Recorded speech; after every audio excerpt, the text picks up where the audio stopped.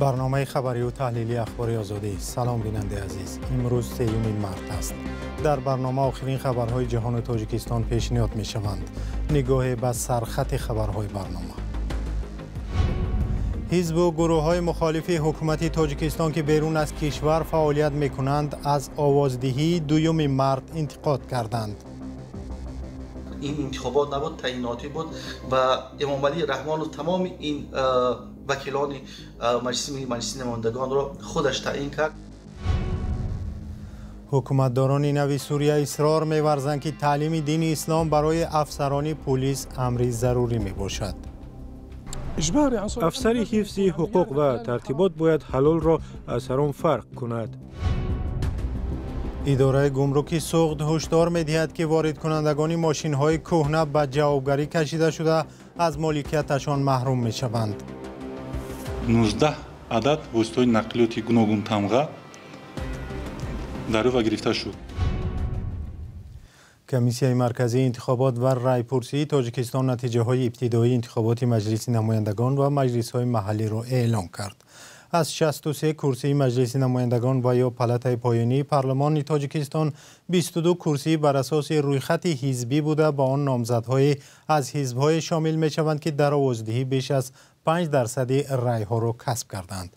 بر این اساس در آوازدهی روز یکشنبه حزب حاکم خلق دموکراتی تاجیکستان از رویخط حزبی 12 کرسی، حزب اگراری 5 کرسی، حزب اصلاحات اقتصادی 3 کرسی، حزب سوسیالیستی و حزب دموکراتی هر دو 1 کرسی به دست آوردند. حزب کمونیستی تاجیکستان به کرسی مانده است. کمیسیون مرکزی انتخابات نتیجه های پیشکی آوازدهی در حوزه‌های 41 عمومی حوزه یک مانداتی را هم نشر کرده است که بر پایه آن جمعاً 49 نماینده حزب حاکم خلق دموکراتی صاحب کرسی مجلس نمایندگان خواهند بود. با اطلاع رسانه‌های دولتی در انتخابات روز 2 مارس بیش از 85% انتخاب کننده ها آواز دادند. تصدیق درستی آن از منابع مستقل امکان ناپذیر است. با دلیل اجازه نداشتن خبرنگاران برای بازتاب کارزار سیاسی معلوم نیست که حضور آدمان در نقطه‌های رایدهی بیشتر بوده است یا کمتر. در انتخابات‌های پیشینه حضور کمی رای دهندگان، آوازدهی 1 نفر به جای چند کس و پرتافتن بسته ورقه‌های پر شده به صندوق‌های رایدهی ثبت شده بود. نمایندگان چند حزب و سازمان مخالف حکومت تاجیکستان در خارج انتخابات را نمایشی دانستند. شراف‌الدین گدایف رئیس جنبش اصلاحات و رشد تاجیکستان قرارگاهش در آمستردام انتخابات را قصد قدرت از طرف حکومت نامید. خیلی از участкه‌های انتخاباتی در پروتکل‌ها درج شده هستند، در دهات‌ها، در ناحیه‌ها، اما این участкه‌های انتخاباتی تأسیس داده شدگی نبودند، تنها ورق‌ها بودند، ورق‌ها را پر کردند گویا که شهروندان در این انتخابات شرکت ورزیدند و از آنی که در اینجا یگام رقابتی واقعی نبود، یگام دبات‌ها گذرانده نشد، یگام حزب‌های سیاسی برنامه‌های خودشان را پیشنهاد به مردم نکردند. این دلیل آشکاری از آن بود که این انتخابات نبود، تعییناتی بود و امام علی رحمان و تمام این وکیلان مجلس نمایندگان را خودش تعیین کرد و این غصب آشکاری حاکمیت از جانب رژیم امام علی رحمان را دلالت می‌دهد. رهبر گروه 24 که فعالیتش در تاجیکستان ممنوع میباشد انتخابات را محکوم کرد. جای یادآور است که کمیسیون مرکزی انتخابات و رایپرسی تاجیکستان با سازمان امنیت و همکاری اروپا و یک عده رسانه‌های محلی و بین المللی و از جمله رادیو آزادی اجازه نظارت انتخابات را نداد. در همین حال همکارانمان در دوشنبه از راهگذران پرسیدند که در انتخابات شرکت کردند یا نه. بله. با همون حزبی که آواز داده غالب شد؟ من فکر میکنم که غالب شد البته. نه نرفتم. یعنی آواز داده؟ رفت آواز دادم. با همون حزبی که آواز داده غالب شد؟ نه به درست که ولی نتیجه تماشا کردم. راست نمیدونستم. خبر نداشتم. رفتیم که گم همیشه خیلی انتخاب که آخه انتخاب کردیم گشتیم اومدیم. نه ما رفتن نتونستم. برای که سبب بود. های خانه نبر آمدیم برای همین.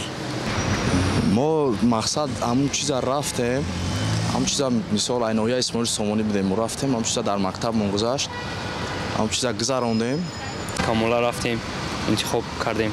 و همون حزبی که آواز دادید فهمیدید غالب شد نشد؟ نه حالا نفهمیدم. خاطی کمپیر ما آوردم در همی منیسای سیکلون برای آوردمش ما خاطی کمپیرم آواز دادیم کمپیر ما در همونجا بردن دادن من آواز دادم. نامزدتون رو میشناختی؟ کنش میشناختم همش میدونم تفتیشگری همش میدونم نامزدم کیسه کدامش با کدام راه میره با راه درست میرم یا در راه کج میرم. سلام، اگر خط و خبر میخواهید ما داریم. نوید بامدادی، سرخط خبرها، اخبار تاجیکستان و جهان، گزارش‌ها و تحلیل‌ها. چی میگذرد و چرا؟ دانستن فهمیدن است. زمینه یا اپ ما را بگیرید. برنامه را با یک گزارش بین المللی از خبر میانه ادامه میدیم. روز یکشنبه رئیس موقت سوریه احمد الشر اعلام کرد که برای دوره گزارش این کشور یک کمیته خاص اعلامیه کنستیتوسیونی تهیه میکند. احمد الشر که رهبر گروه اسلامی هیئت تحریری الشام می باشد در آخر ماه انور رئیس موقت سوریه تعیین شده است. هدف این گروه احیای دولتداری سوریه بعد فروپاشی حکومت بیش از نیم عصره سلاله اسد است. همکارمان شعلای گلخوجه با تکیه به گزارش ریترز اطلاع می‌دهد که یکی از وظیفه‌های اساسی این گروه تامین نظم و ثبات در شهر و دهات سوریه می باشد.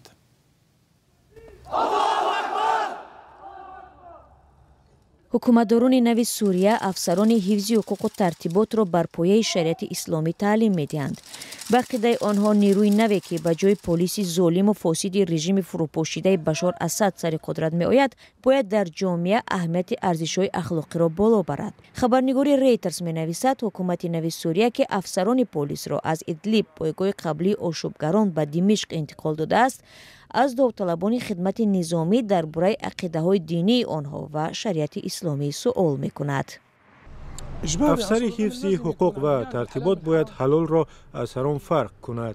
تامین نظم و ثبات و اعتماد مردم برای گروه‌های آشوبگر سنی مذهب یکی از شرط‌های کلیدی اعتراف مقامات نو سوریه از طرف جامعه بین‌المللی ارزیابی می‌شود. شورای پژوهشگاه خاورمیانه با نام سنچوری اینترنشنال آرونولوند به خبرنگاری ریترز گفته است تکیه به یک دین و یک مذهب در کشور چون سوریه حل مشکل بودن نمی‌تواند.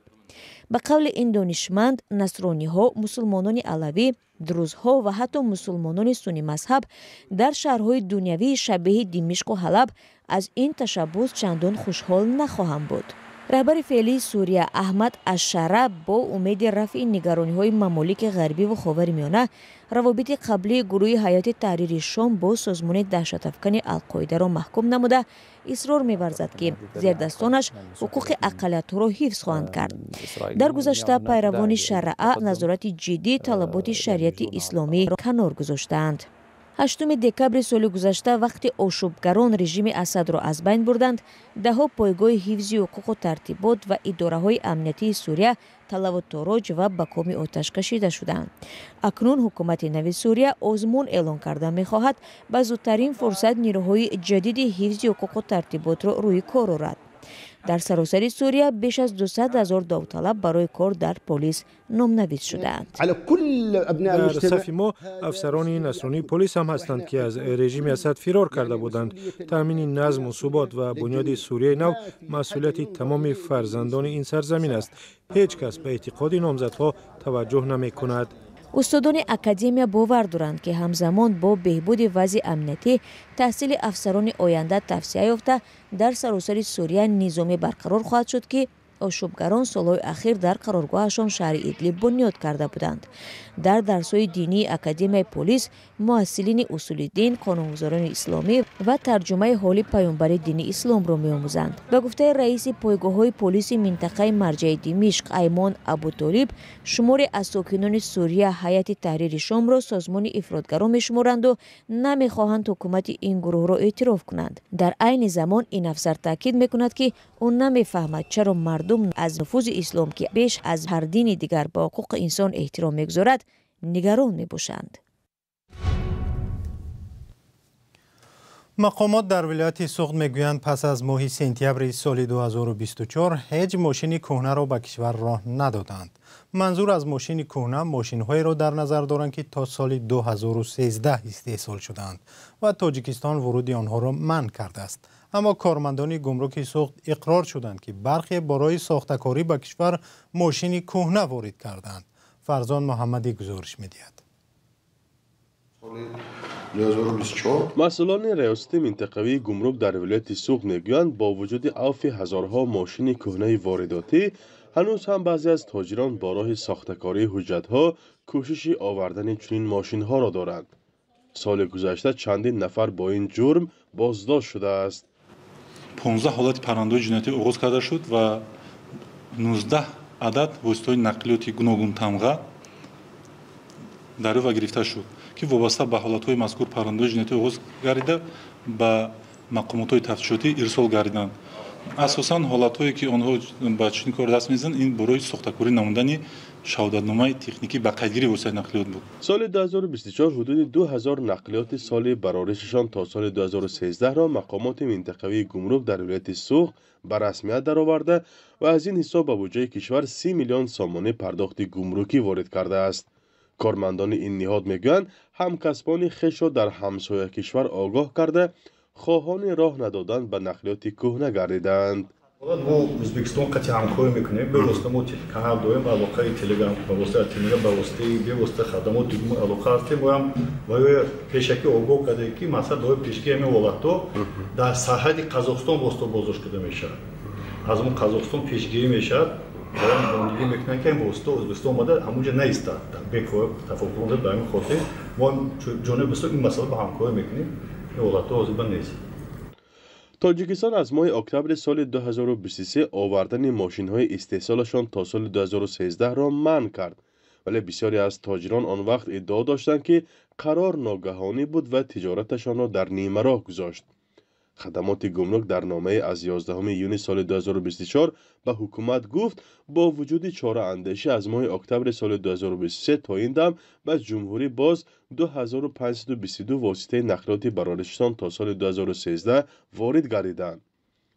طبق حجتی که رادیو آزادی دسترس کرد، رئیس جمهوری تاجیکستان روز 2 سپتامبر سال گذشته در پاسخ به درخواست مسئولان خدمات گمرک به گرفتن ماشین‌های بند مانده رضایت داد. پیشتر مقامات آنها را کهنه نامیده از تاجران خواسته بودند یا باید به کشور دیگر برند یا به قسم‌های احتیاطی تبدیل دهند و سپس فروشند. مقامات تاجیکستان در ماه اکتبر سال 2023 هنگام نشر قرار هدف را از منع این نقلیات کهنه، حفظ محیط زیست و کاهش پرتاب‌ها گفتند. ماشین‌های استحصالشان تا سال 2013 در مقایسه با ماشین‌های نو ارزان و برای قشر میانه در تاجیکستان دسترسند. بیشتری ماشین‌های استحصالشان تا سال 2013 از 35 تا 100 هزار سامانی نرخ دارند. نقلیاتی که بعد از سال 2014 استحصال شدند از 150 هزار سامانی بالا هستند. با نظرداشت دسترس بودن نقلیات تولیدشان تا سال 2013 تاجران تلاش می‌کردند این گونه ماشین‌ها را از کره جنوبی و اروپا به تاجیکستان آورند. فرزان محمدی، رادیو آزادی، شهر بوستان. از 4 تا 8 مارس در شهر دوشنبه مسابقه قهرمانی اساسیاسیای فوتبال آسیای مرکزی 2025 بین دسته‌های منتخب دختران تا 17 ساله برگزار می‌گردد. به اطلاع فدراسیون فوتبال تاجیکستان در این مسابقه دسته‌های منتخب دختران تا 17 ساله تاجیکستان، ایران، ازبکستان و قرقیزستان اشتراک می‌کنند. همه بازی‌ها در ورزشگاه مرکزی دوشنبه دایر می‌شوند. برای دختران فوتبال بازی تاجیک اشتراک در مسابقه اساسیاسیای فوتبال آسیای مرکزی یک مرحله آمادگی به مسابقه انتخاب جام آسیا 2026 به حساب می‌رود که از 9 تا 17 اکتبر امسال برگزار خواهد شد. سپاس که ما را همراهی نمودید. بیشتر خبرهای ما را در سامانه آزادی آرگ و صفحه‌های رادیو آزادی در فیسبوک، اینستاگرام، یوتیوب، تلگرام و تیک تاک ایکس پیگیری کنید. خدا نگهدار.